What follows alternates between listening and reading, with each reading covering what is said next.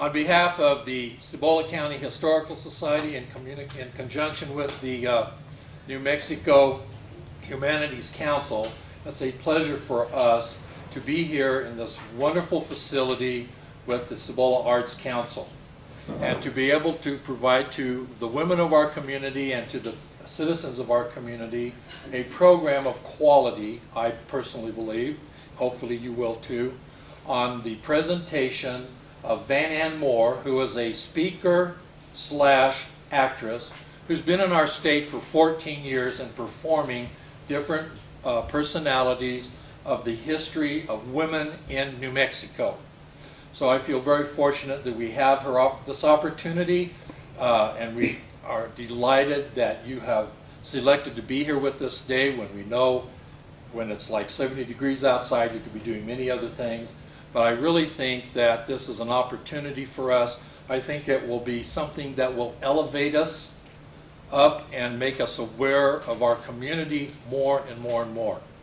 So without any further ado, I will present to you Women in the Drive for Statehood with Van Ann Moore. And we particularly want to thank the Cibola Arts Council and the Double Six Art Gallery and the ladies who have been with me all afternoon, who've had to put up with me. We really appreciate you. So we'll get started. Thank you.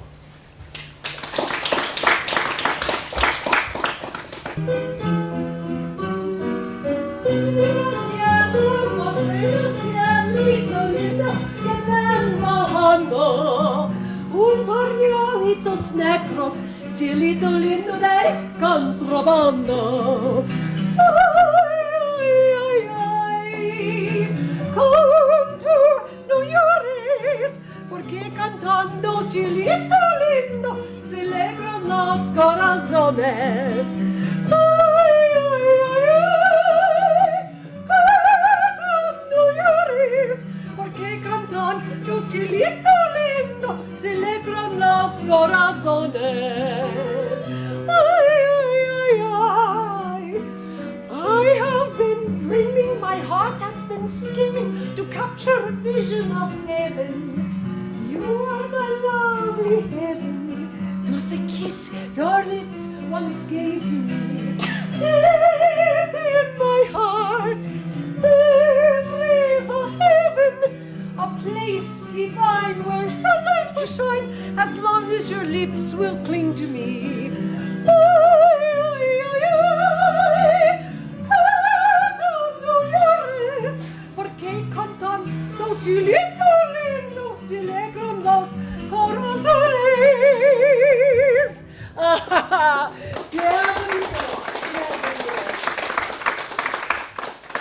Gracias, por favor. How wonderful to see so many wonderful people here from the area of grants. Today, the wind did not blow you in, did it? I tell you, this beautiful part of the world, I, Doña Maria Gertrudis Barthelo, I have never been here before. So it is a great honor to be here under the auspices of the Cibola Historical Society in this beautiful building filled with beautiful paintings and friendly New Mexican people. Gracias, por favor, for coming and honoring me today. Well, my friends, I remember the day that Nuevo Mexico, the northern province of the Republic of Mexico, saw the flag of Los Estados Unidos, the United States, rising up over the plaza of Santa Fe, right in front of the Palace of the Governors. I was there.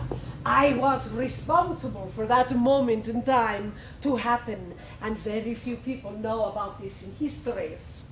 But I, being the greatest gambling hall queen in all of the Republic of Mexico, my fame, she was known as far as California, land of the fruits and nuts, and of course all the way east to St. Louis and south all the way down to Chihuahua, Mexico, where, yes, I even played the cards down there. I love to play Monte. I love to have people come to my gambling hall, the most famous one in all of Santa Fe, right along Burro Avenue. Well, I tell you, for years and years, I saw the traders of the Santa Fe Trail and the Camino Real come to my gambling hall, and it was wonderful. But when the year of 1846 came, and President Polk decided to have, what shall we say, a little bloodless takeover of Mexico, which included Arizona, California, Nevada, parts of California, Colorado. Is a very, very, very big area. It was called Manifest Destiny. And June 6th, 1846, is when this momentous event, the Mexican-American War, actually happened. So one night, in my back card gaming room along Burro Avenue, I had one gentleman sitting on one side of the table and another gentleman on the other side of the table. One was James McGoffin, a very famous trader along the trails for many years, a very good friend of mine. He had been sent by President Polk to pave the way for the Army of the West. 1,700 young men were on their way. And the other side of the table sat the last Mexican governor of the northern province of the Republic of Mexico, and his name was Don Manuel Armijo. Very good friend, a confidant, and a business partner of mine. And my best bottles of whiskey went over the top of the table, and they say underneath the table went $30,000 to $40,000 worth of gold, from James McGoffin to Governor Armijo. And soon after that, I think you might say the Governor Armijo decided to disband his 3,000 troops in Apache Pass, just east of Santa Fe.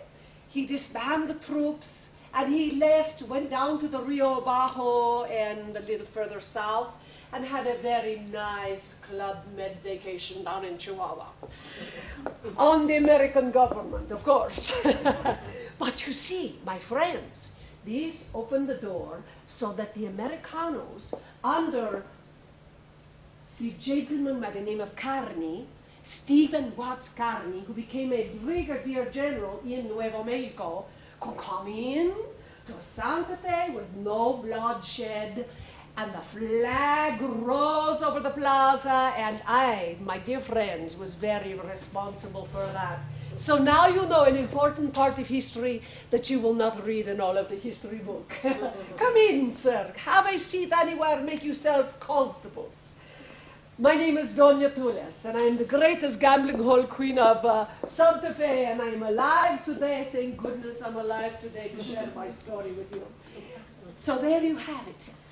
And the Army of the West, I lent my house to the officers so that they could have a place to stay while Fort Marcy was being built. And one day they asked me, they said, Doña Tules, we would like to borrow a little bit of money from you, like $1,000. I said, well, $1,000 is a lot of money. I will do it at 2% interest, and I have to do the grand march around the room when you have a ball for the army officers and the traders that have come up from the trail. And they said, very good, we will agree to that. And so, my friends, I marched around the room in a red ball gown dress with a hoop skirt, looking as grand and as famous as I could under the circumstances. And I was very happy to greet everyone, and I was the grand dame of the party that evening. Well, there was a young lady there. Bless her heart. She was a Presbyterian. Do you know what I'm saying? Yes, I'm a good Catholic girl, so a nice Presbyterian came to the ball, and they say she may have been the first Anglo woman down the Santa Victoria, who knows? But at any rate, her name was Susanita McGoffin. Yes, she was the sister-in-law to James McGoffin, and her husband was also a trader. His name was Samuel McGoffin. And he was a Catholic. How he married a Presbyterian, I'll never know. But there you have a little bit of interesting history, no? The Anglo side and the Hispanic side. But I have something interesting to share with you today. There is a gentleman in the audience who is the great-great-grandson of the first territorial governor of Nuevo Mexico, because Nuevo Mexico became a territory in 1850. I saw that happen. Mr. Vigil, will you stand up and salute the audience, please? You want to say a little something, senor? Please. Well, I think he was my great-great-great-great-grandfather, you know, because he had, I think he had 6 sons. And among those sons he had, one was Virgilio Vigil, you know. And that's where my family, you remember Paul Vigil, no? Sure. Well, his family, the Lopez family across the tracks, the mother, Celsa Vigil. And just like you said, in the late 1847, yeah, yes, the latter part. He was the man for the job, the most qualified man. He replaced Bench or something like that? Well, yes, Charles Bent. Actually, they put Charles Bent in for a short time. Unfortunately, he was scalped up in Taos. So he did not have a very long reign. If we, you know. I knew Charles Bent. So Senor Vigil took over and did a very fine job. And around the Pecos area, they say that Don Asiano Vigil was 7 feet tall. And look at me, 5'5", standing in a gopher hole. But anyway,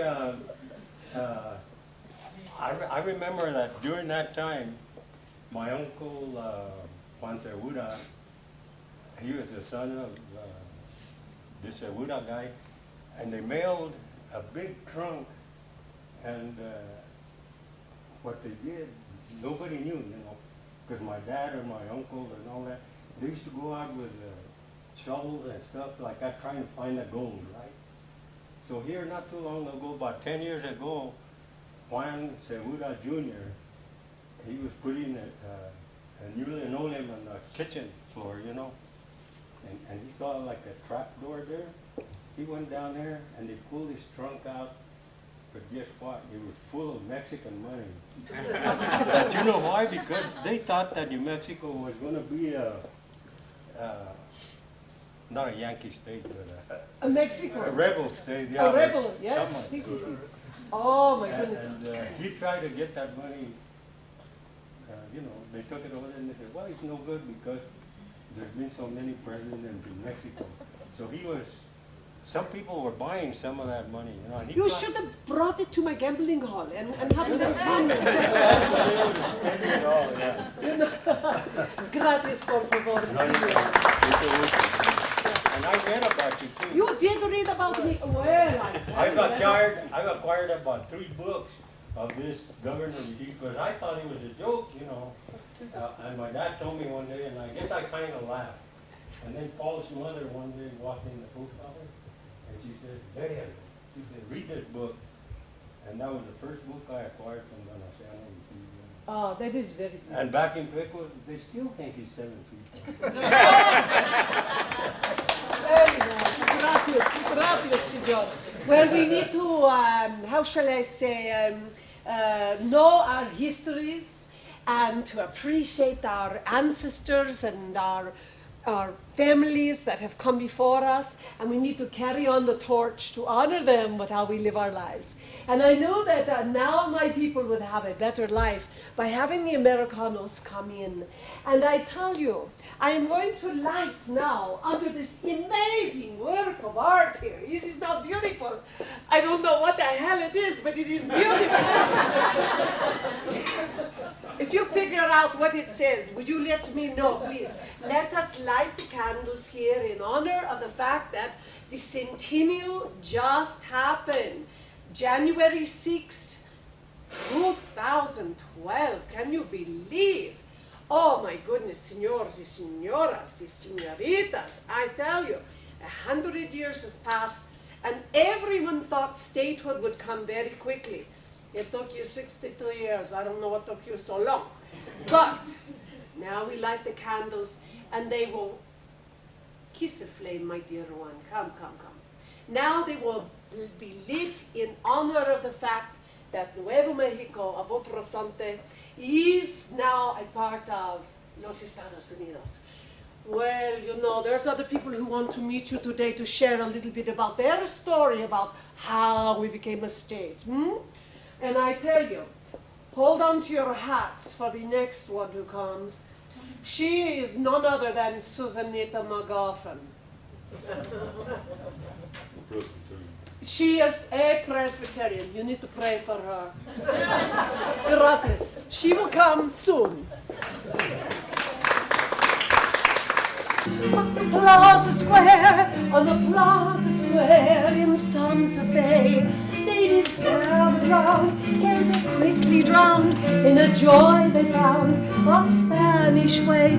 When you hear a strain of a bright refrain, every native understands. It means join the fun, each and every one. Let us clap and let's join hands. Everyone clap.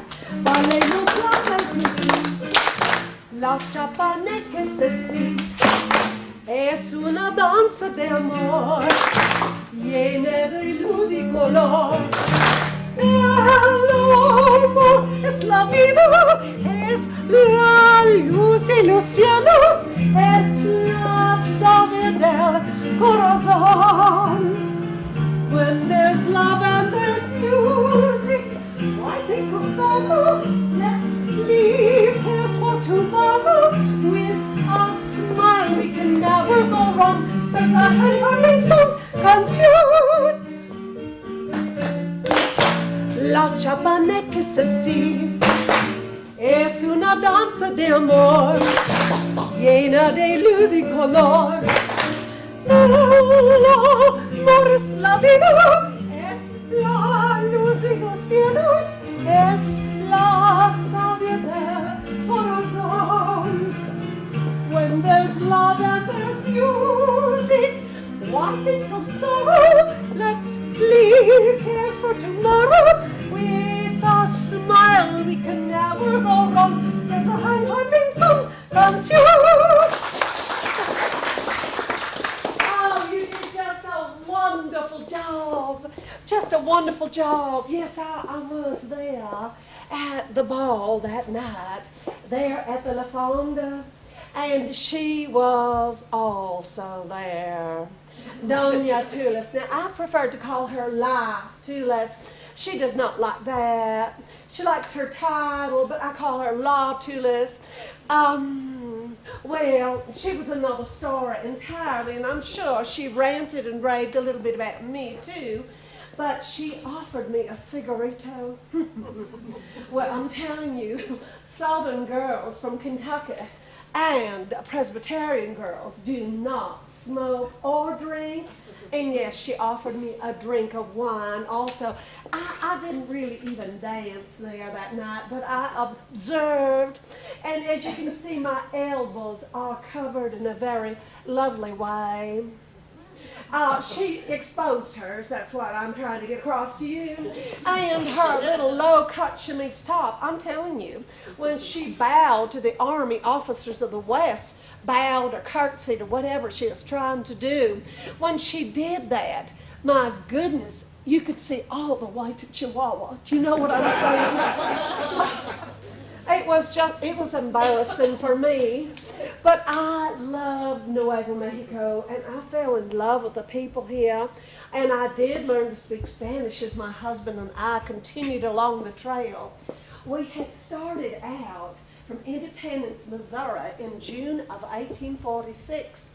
And we were on the trail when the Mexican-American War broke out.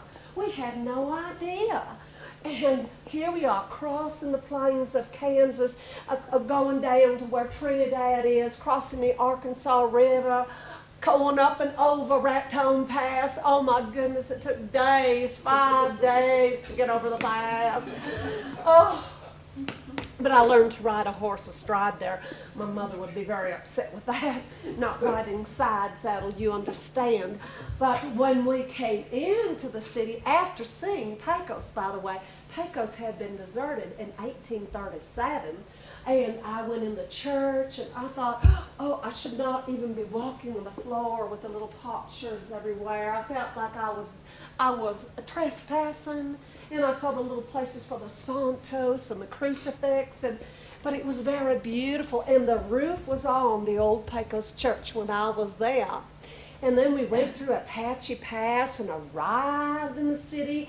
And I wrote in my diary, down the Santa Fe Trail and into Mexico, I said, I am the first Anglo woman under these auspices, the first to come into Santa Fe, the first who has ever crossed the plains. That is what I wrote, and all of my company was disposed to make that the truth. And so I kept my journal all the way from Independence, Missouri, all the way down to Chihuahua. And then from Chihuahua, when we finally got there, we went all the way back to Kentucky, but we took a steamboat from the Rio Grande River in Matamoros, Mexico, right across Brownsville. And we took a steamboat back to Kentucky. We did. And it was the most momentous 15 months of a young girl's life. I called it my honeymoon safari, is what I called it. Yes. And they say that this book really shares in a beautiful way what it was like to be a newly married woman and a pioneer at that. Going down the Santa Fe Trail and the Camino Real. I wish we'd had Mark Simmons' book, Following the Santa Fe Trail. It would have been a lot easier because his book tells you exactly where to go and where to stay, where to shop, where to eat. Of course, you eat sitting out every night under the stars.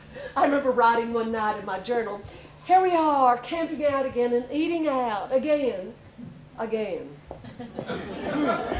Well, I was not a cook, but I did bring my maid to help me in that respect. And I had a special baggage wagon with little chicken coops all along the side so that I could have fresh eggs every day. And my husband had a huge conical tent made for me. And every night they took out a 4-poster bed, put it under the tent with a little rug there. And I even brought out the first bathtub in this part of the world. So you have me to thank for bringing hygiene to Nuevo Mexico. Thank you. Well, I like to wear fresh clothing at least every other day if I could. If I could, you know. And I came in a little rockaway carriage. I did not sit on a wagon seat of a spring wagon with a sunbonnet on. No. I sat inside a little carriage with isinglass windows along the side. It was very beautiful, but you know that's how my husband treated me, just as beautiful as a husband should treat a wife. Well, I tell you, I had my Bible in one hand, and I had my husband's pistol in the other. I breathed the one, and I couldn't shoot the other, but I thought I could shoot it if I had to. And we didn't run into any skirmishes, but there were tight spots along the way, because we had been following the Army of the West ever since the day that my carriage overturned near Pawnee Rock. I had climbed up to Pawnee Rock to put my John Hancock up there along with everybody else. Kit Carson's name was up there too. And I put my name up there because my husband said everybody did it. And then I rushed down, got in my carriage, had a spill in my carriage, And later that day, and this is July the 4th, 1846, mind you, later that day we ran into the wagons of these gentlemen, and there were 1,500, 1,600 young men, and we went and followed them all the way into Santa Fe, and they also escorted us, a part of them, all the way down to Chihuahua itself. So we had their protection. But we thought we could come into a skirmish at some point, and when I was on the Jornada del Muerto, just south of Socorro, 90 miles of nothing, I said, oh, dear God, all the things I wrote about the Catholics, I feel so bad. I just feel disgraceful. You know, Lord, if I get through this Jornada del Muerto without attack from the Apaches in the area or the Mexicans to haul me off to jail, because our brother-in-law, James, had been hauled out to Mexican jail for a while.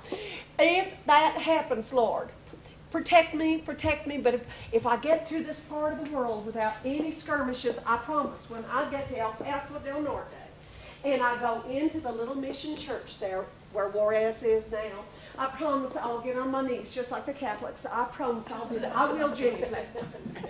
And I will pray, and I will thank you, and I'll never say another bad thing about the Catholics. Besides, I figured if I die and went to heaven and God's a Catholic, I'm in trouble. Do you know what I'm saying? So that's just the way it was. So now you know a little bit about my story, but let me tell you, there were a couple other lovely ladies, and I'll just briefly mention them, because you see, this commerce of the prairies helped to open up Nuevo Mexico for the United States finally coming over and, you know, taking over in the good sense of the word, getting your own constitution, getting your own flag, becoming a state. We had a lot to do with it, despite the fact that our cultural ways were different from the Hispanics and the Indians, but I learned to love them all. I married a soldier, or Old Days in the Army, by Lydia Spencer Lane. Now, she was a military wife. She came from Pennsylvania, married Captain Lane. He ended up being a colonel at one point. And they went from Pennsylvania all the way across, you know, the country, and then went from along the seaboard, you know, Atlantic seaboard, and then they landed in Corpus Christi. And it was a nothing town in a what do you call those big storms? Not like you have here in Mexico. Hurricane, yes. And hurricanes came up that night, and their tent was on the seashore, and they nearly flew away. But oh, she was so glad when they took off a day or two later with all their goods and wagons, and she went by wagon following the troops, and the men walked all through Texas. It was hot, it was rattlesnake country, but she lived in Texas for a short time at various little forts along the way, and she made her home out west, being the only woman in most of the forts. And when her husband got duty orders to go to El Paso and to Fort Bliss, from that point on, they headed north to the land, the territory that you see now of New Mexico. It was a frontier. She fell in love with New Mexico, and for the next 16 years, she and her husband were at every fort that you can think of. Fort Stanton, Fort Marcy, Fort Union, that's the big one up there in Las Vegas area that outfits all the forts. She was at all the forts, and she made a life for herself. And she said, I know how to pack up in an hour and get moving with the troops. And she loved to camp out, as she called it. Fort Wingate. Yes, Fort Wingate. Yes, Fort Wingate's right over here. That's a wonderful book. It is yes. Fort Wingate is a fabulous fort, too. Well, those forts came in to protect people from the slight Indian risings that were coming, because the Americans were coming into this part of the world. But Lydia is one of the most loveliest ladies that could ever have come, and the military made a huge difference in helping New Mexico become a state. And last but not least, another little journal here by Annette Gray. She's a Canadian. She fell in love with New Mexico and Arizona and wrote this book. It took her 8 years. Excuse me. And that's a little picture of her and her husband. Mamie Bernard Aguirre was this lovely girl who was supposed to be in the Southern Belle. And she married her husband. Epifanio Aguirre in none other than Westport, Missouri during the Civil War. Can you imagine the Civil War? And they were happily married, had 3 beautiful, beautiful children, and her story is amazing, absolutely amazing. She only got to live with her husband about 8 years, however, and she helped him in his trading business. He was a freighter. Las Cruces was his headquarters. He was a Spanish aristocrat. They'd go up to Fort Union. They would go all around, and he was a very wealthy man. She had servants and everything just like I did. But then the wagons, all of his wagons burned one day, accidentally. So one of the soldiers at one of the forts, Fort Union, lit a cigarette, threw it, and all his wagons burned up.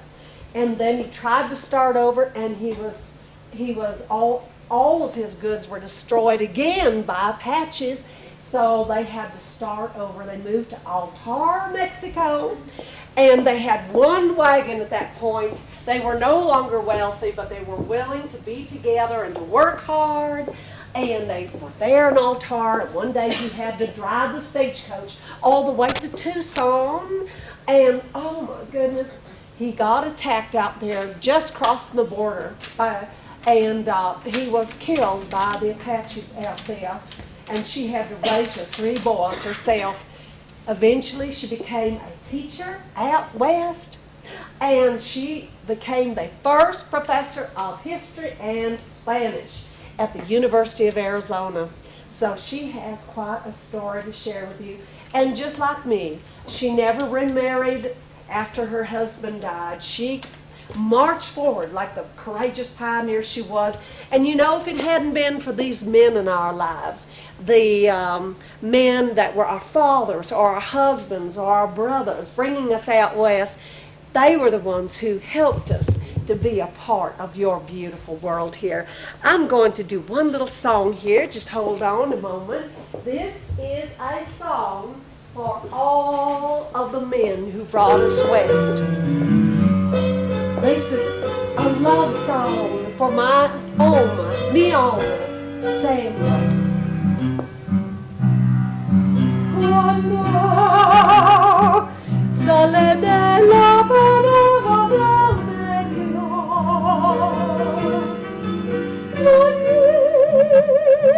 yo busco salir, Señor mío.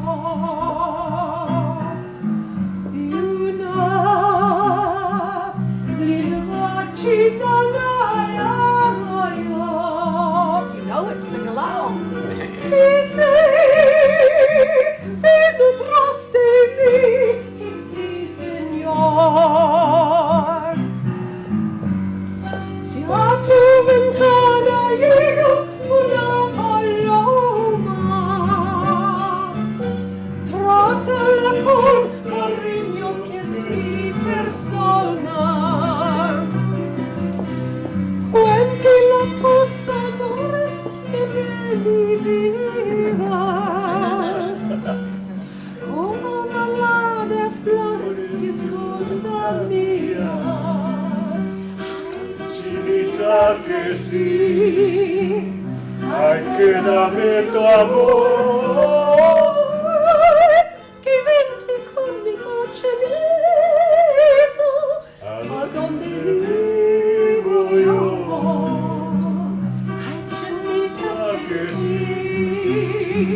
Ay, que dame tu amor, que vente conmigo, chelito, a donde vivo yo. Adiós.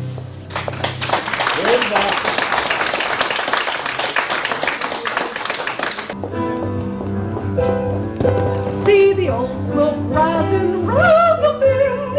I think the folks here know what I'm talking about. With that train not gone along like it does, yeah, just have to began the Santa Fe. Oh, here she comes, and my friend, she comes.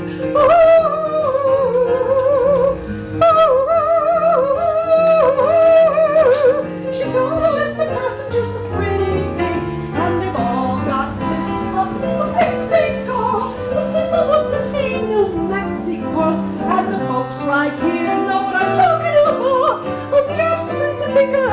Santa Fe. Woo!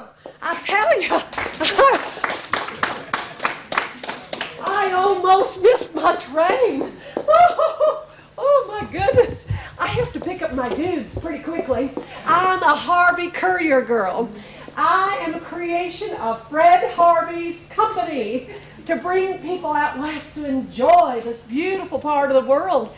I came after statehood, but I helped to bring in people from other countries and other states to settle here because I said, isn't New Mexico wonderful? I just love it. Don't you love it? Oh, I'll tell you what, but the girls who paved the way, you know who they are. Yes, you do. The Harvey girls. And the woohoo, the Harvey girls. And this is what they would wear, something like this. Black and white. Mr. Harvey said they sort of look like nuns, don't they? But they're not. They're good girls, however. For the first time, they've come away from home, and they are professional waitresses. Is there anyone here who's related to a Harvey girl by chance? There were so many that settled towns like Grants and other little places in New Mexico, Belen and Las Vegas and Raton and, oh, well, the reason Harvey hired girls was because in Raton, the waiters got into a big brawl there and had a big fight. And he said, uh-oh, no more men for me. I'm going to hire young ladies from out east. They were 18 to 30. Most of them were single. That was the requirement. And for 6 months, they had to sign a contract, but they would not marry. Oh, they wouldn't date or marry. Well, that was a hard one for some of them to do because most of the 100,000 girls from 1880 to 1950 did marry railroad men. Miners! Look at the mining museum in there. They really took this state by storm, and they brought their culture and their attitudes of joy and hard work. These were pioneering young women, and they loved waiting on people. Well, I did too, but I had a little different job than the Harvey girls. Different. I never had to serve a meal unless we went to some place like Acoma, and I would take a little picnic basket and lay it out on a rock, and everyone would be served a little lunch, and I'd have a thermos of coffee or whatever. And I know you're all getting hungry sitting here. I saw some of you sneaking over to the table there. You'll be eating pretty soon here, I guarantee. But I had a ball with these people that came out west to see this beautiful part of the world. And I think it really did help. These Harvey girls really did help New Mexico to become a state, because we weren't just the railroad coming through to California. We were a real place, a beautiful place to live, to work, and to enjoy life. And people got to see that. Well, those Harvey girls, we sure have a lot to thank them for, don't we? Have any of you been served by a Harvey girl here? Tell me about it. What was it like? I was very, very young.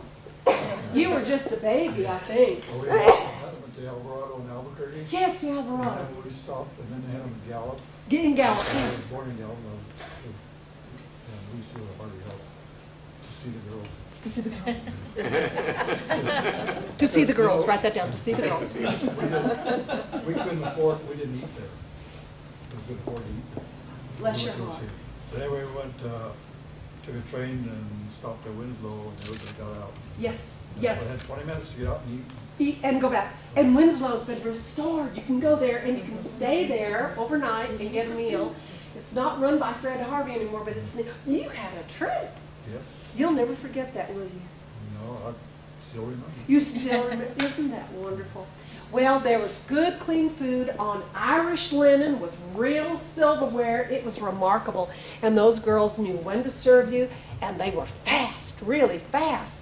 Even in World War II, they rehired Harvey girls to wait on the troop trains that came through all the little towns through here. God bless them. God bless our troops.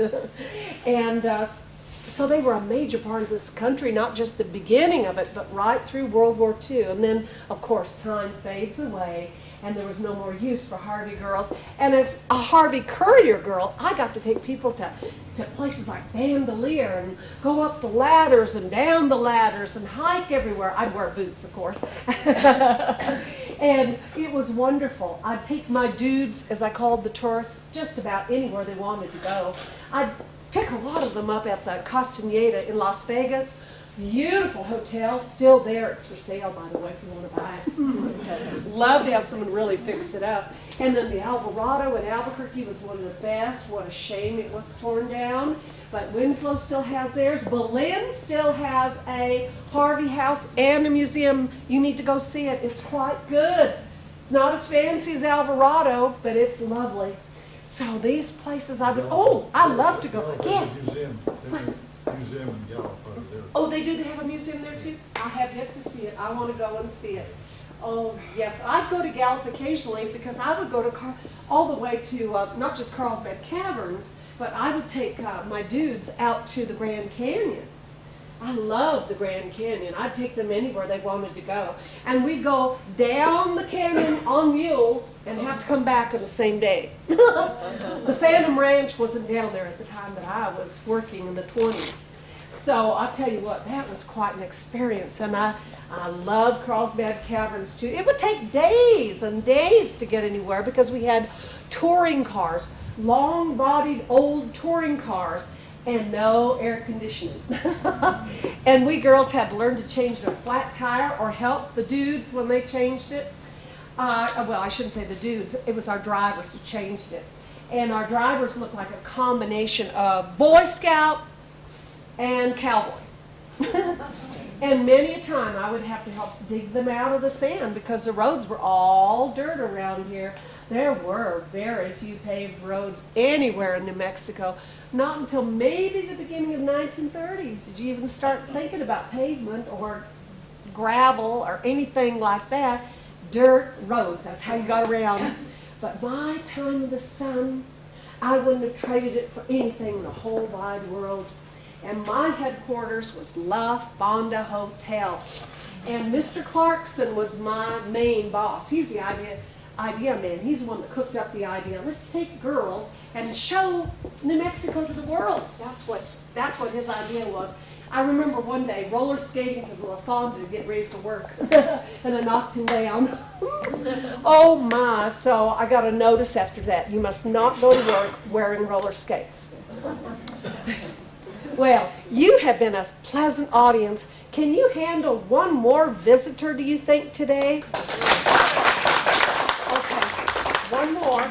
And who knows, maybe Doña Tulis wants to come back for 2 minutes, and then you can really gorge at that beautiful banquet table back there, and you'll see the kind of good food that Mr. Harvey used to share with everybody. And oh, by the way, those Harvey girls named their first child, their son, usually a son. What would they name him? Fred or Harvey. There you go. Well, I've got some dudes I've got to take around, so you hang in there, and I tell you what, I think someone by the name of Carrie Tingley's surprising you today with a little visit, because Clyde Tingley said, if you're going to Grants, Carrie, you got to take me with you. So she said, well, I've got to go over there and see my friends over in Grants. It's an election year, you know. I don't think Mr. Tingley's running for governor this year, but he's a wonderful man. I think you'll enjoy his little wife, Carrie. She's a character. So hang on to your seats. If you can get over to the table in 2 minutes, then you can get your coffee or your snack, and then you rush right back. And I tell you what, Carrie will be here very shortly. God bless you, and happy traveling. Bye.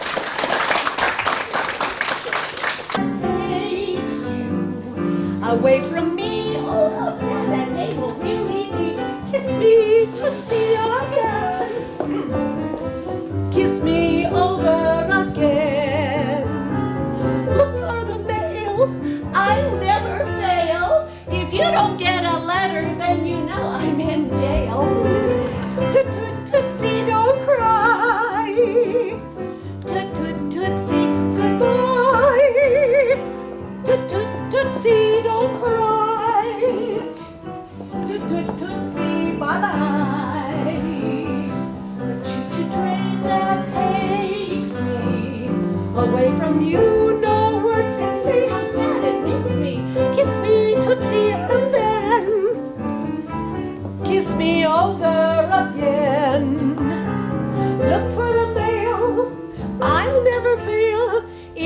don't get a letter, then you know I'm in jail. Toot toot tootsie, goodbye. Woo. Toot toot tootsie, don't cry.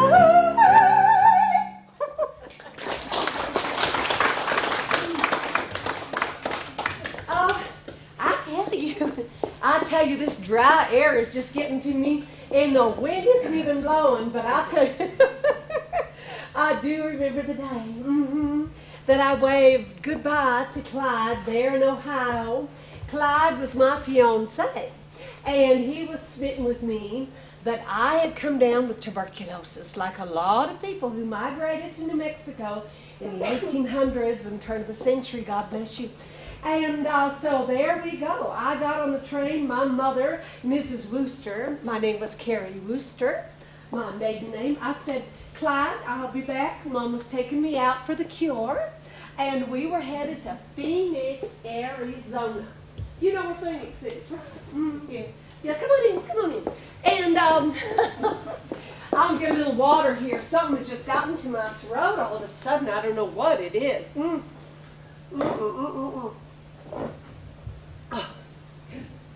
A little agua fria, free water there. Anyway, there we go. I came to New Mexico, and when we got to the Alvarado Hotel, yes, it was a Fred Harvey hotel. It was the year of 1911, 1 year before statehood. I came when you were a territory, for heaven's sake, a territory. And I was so sick with TB that the doctor came to the Alvarado Hotel, and he says, you are not going any further. My mother said, but we have to get to Arizona. The doctor said, no, your daughter, Carrie, is going to stay right here in Albuquerque at the Albuquerque Sanitarium right there on Central. And I think there's still a few little cabins where the TB patients used to stay there along Central, and where the Presbyterian Hospital is today. That was the famous sanitarium. And so that's where I was, and that's where I married Clyde Tingley. He came out the next day, and several months later we were married at the hospital there, wearing a white gown. I was in white, with a split right back and behind me. But I remember that. You had to be careful how you sat or stood around there.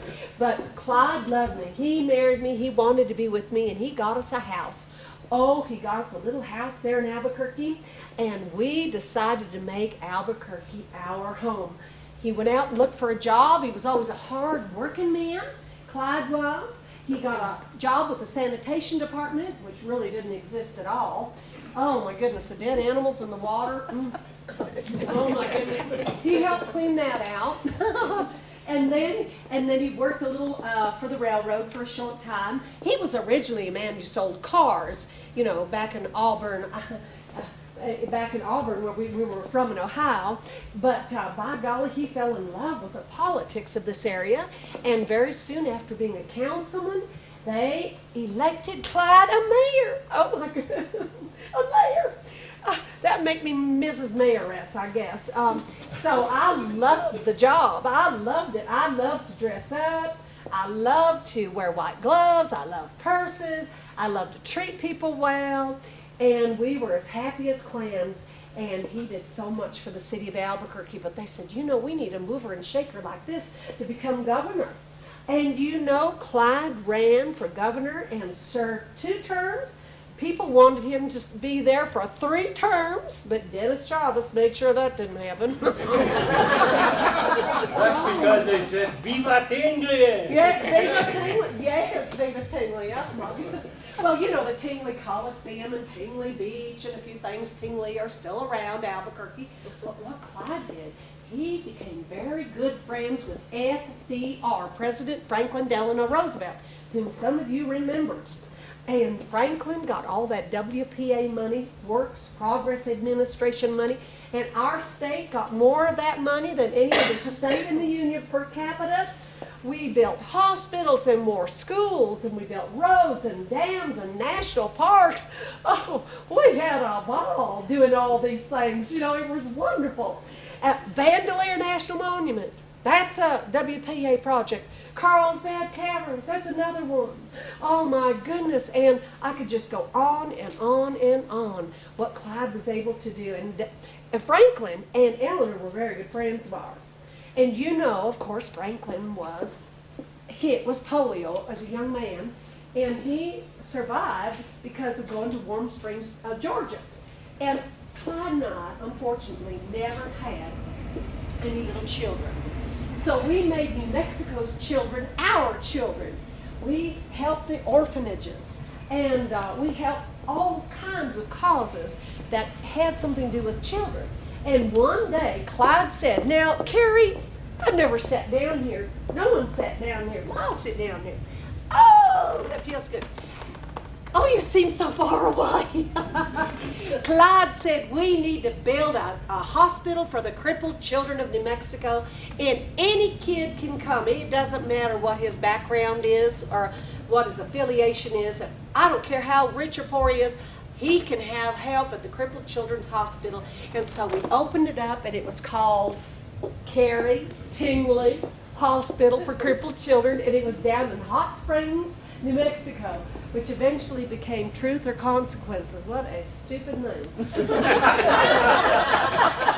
Oh my goodness. We loved Hot Springs. Boy, I tell you, I got WPA money down there, fixed that place up. You know, the state fairgrounds, Clyde did that. The Albuquerque airport, Clyde did that. He was involved in everything. And when Clyde was too busy and was at home, I had a parrot.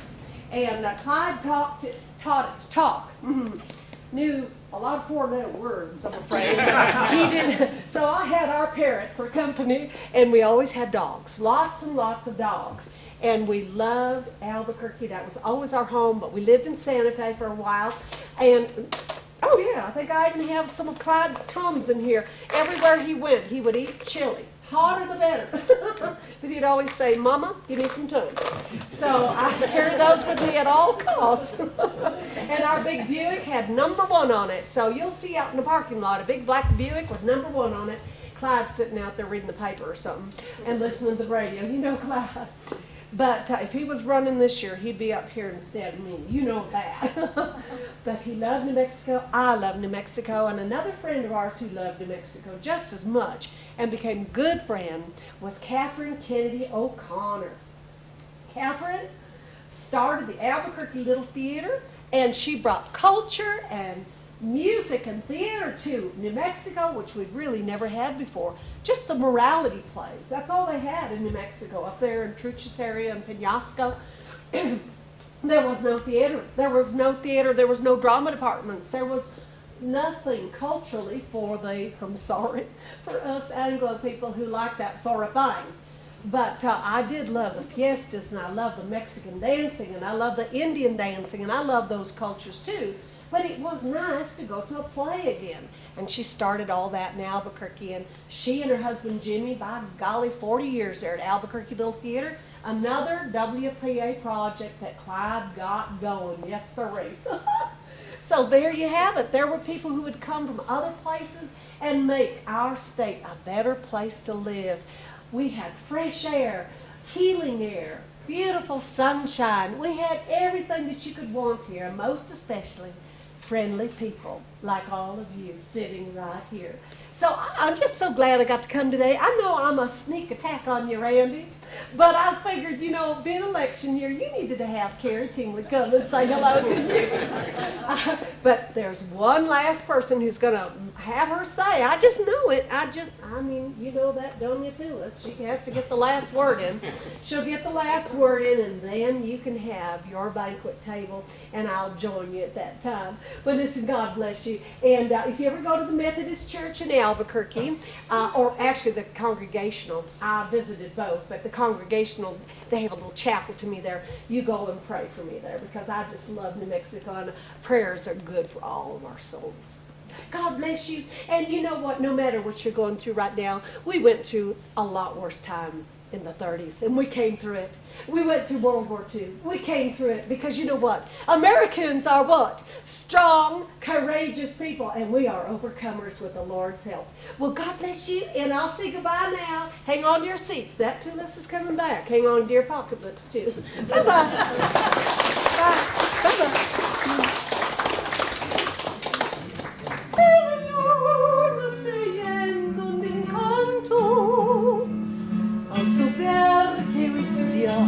De tu santo, por los años que cumples muy bien. Dios bendiga sea venturoso hoy. Que adoro a los ángeles canta mi coro por los años que cumples muy bien. Gracias, por favor. Thank you for letting me come back. I have a question. Who is the lovely lady who is filming over here? Did she run out of tape? Oh, the necessary room, yes. The old outhouse is what we used to call it years and years ago. If you need to put another magic thing in there for me, it is right there, senor, on the floor, and you can stop it and put another one in.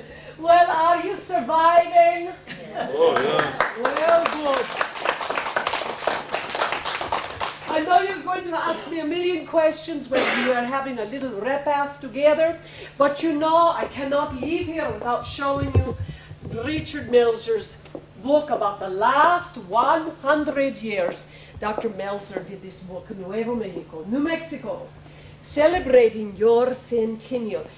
It is so wonderful because you don't have to read very much. It's mostly pictures. Is that not nice? I love it. It's beautiful. Well, it's a beautiful book. And then, you know, our Harvey girls and our Detour girls, there's books on them up here too. Fred Harvey's Houses of the Southwest, which you were talking about. It's in here. That's also by Richard Melzer. The Harvey Girls by Leslie Pauline Kempis. The Southwestern Indian Detour book by Diane Thomas. But the ones about me, if you really want to know more about me, of course you do. The best one, numero uno, The Wind Leaves No Shadow. It's a historical novel. It's very beautiful. You will love it. Very lovely book. And it is almost completely correct about my life. It's very romantic. I started out as a pobrecita, a very poor girl. And I ended up being the wealthiest woman in all of the Republic of Mexico. And remember, the Republic of Mexico, the northern province, included Arizona. A little bit of Nevada, the southern part of Colorado. We were very, very big for a long time. We could have almost gotten the Grand Canyon. Oh, but those things change, don't they? And then, of course, Doña Tules, Santa Fe's, I don't like this, courtesan and gambler. And all of my relatives do not agree with the courtesan. No. I was a businesswoman. I made money. I was a businesswoman. And that's what I did. I made money playing Monte. I had my gambling halls. I did trading on the Santa Fe Trail and the Camino Real. I influenced the Americanos. I influenced Governor Armijo. I did it all. I think there is a little quote in here, New Mexico passport. You know, there is always saying, where is New Mexico? Is it a part of Mexico? Sí. Todo lo que es corroborado por la experiencia, oh my eyes are terrible, in otros lugares falla en Nuevo Mexico. In other words, everything proven by experience elsewhere fails in New Mexico. Lew Wallace wrote that. Lew Wallace got very bored while he was here. Of course, he had the Lincoln County waters to deal with, but he wrote Ben-Hur, sitting there in the Palace of the Governors. Ah, pobre Nuevo Mexico. Oh, tan lejos del cielo y tan cerca de Texas. Poor Nuevo Mexico, so far from heaven, so close to Texas.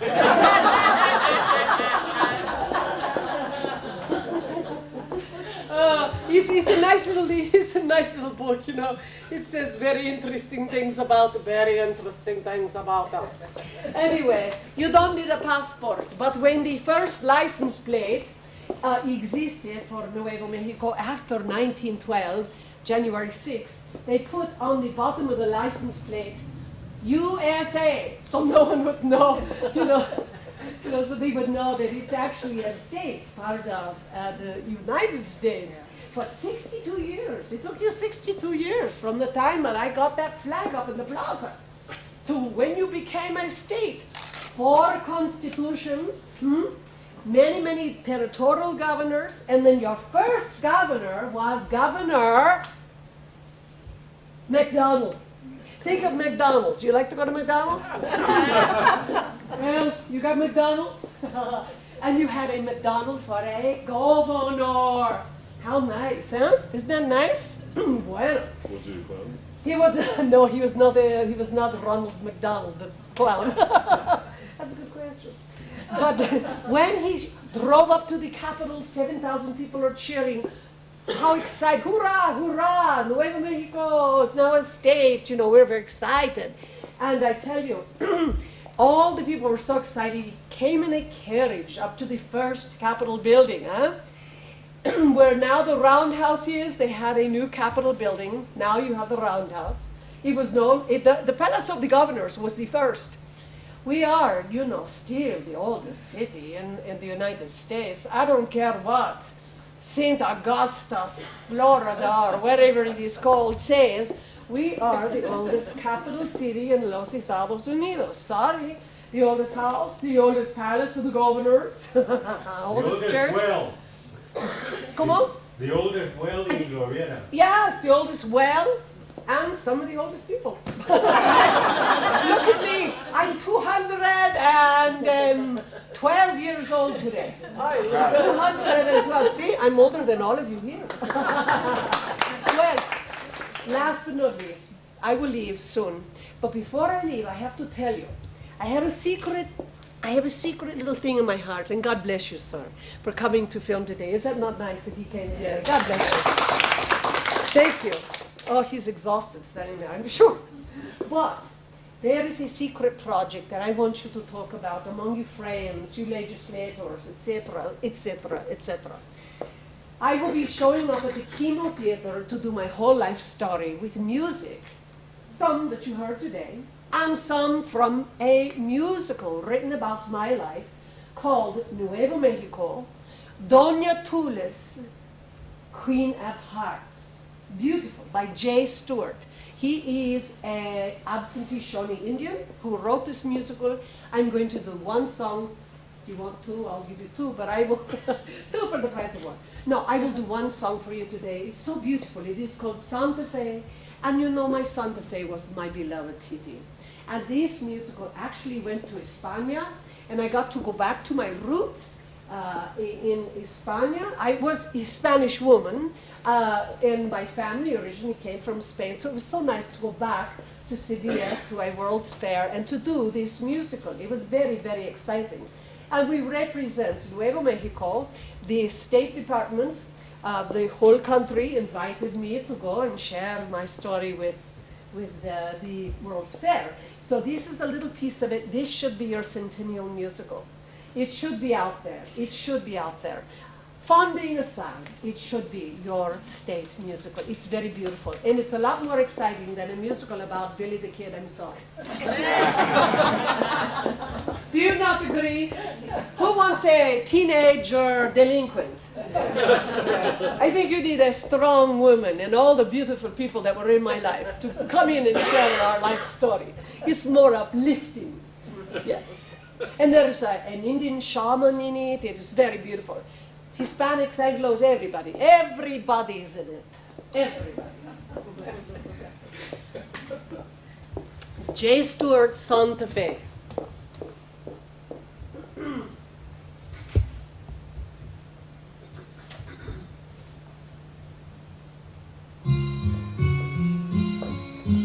My beloved Santa Fe, you have given me a life of wealth and great fortune. I am always indebted to you. and always to my God for the life that I lived in my beloved Nuevo Mexico.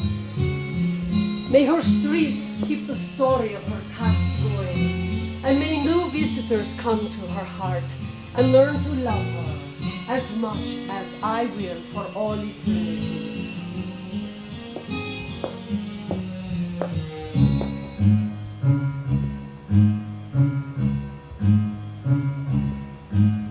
Santa Fe, born as a child of the earth, sunrise and mountains rejoiced at your birth. Mother of light, Father of light, Santa Fe, ageless as mountains and time, born of the sun, let it shine, built on the echoes of time.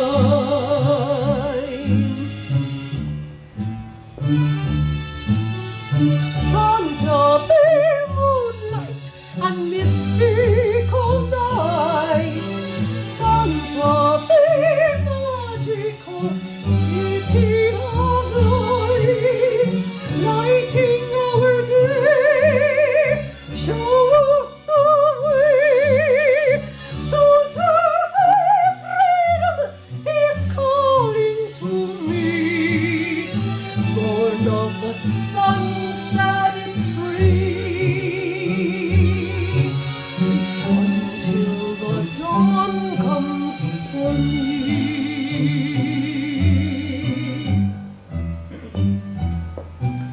Santa Fe, shadows of days that are gone, souls of our past now are singing your song.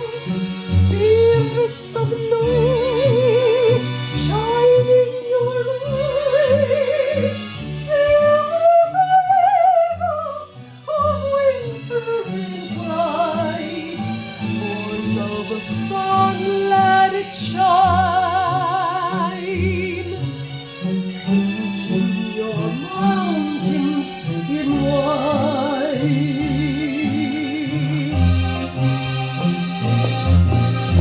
Someday when my time has ended and gone, Santa Fe, you will live on, calling to me, at last I'm free. Santa Fe, my destiny.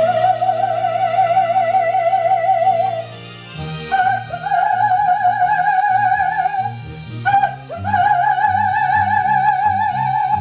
you're my melody, my song, my harmony. Santa Fe,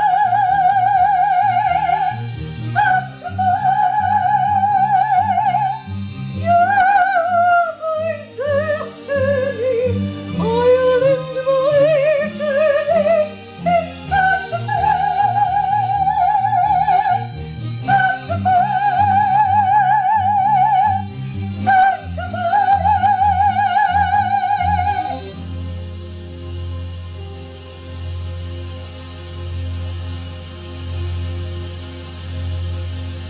My Santa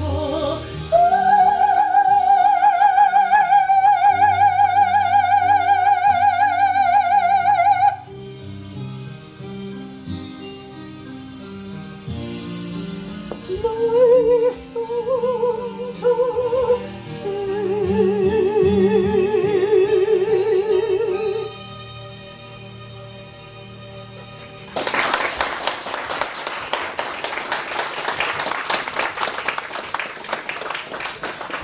Gracias, por favor.